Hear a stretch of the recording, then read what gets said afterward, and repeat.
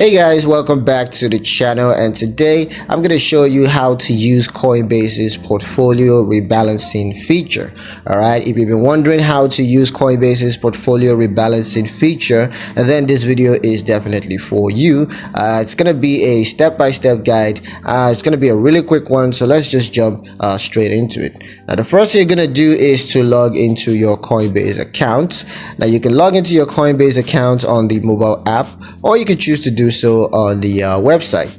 And once you're logged into your account, you just want to go to the Invest tab. And once you're there, you're going to click on Portfolio Rebalancing. And then you're going to set up the Portfolio Rebalancing settings. So just go through that and set that up.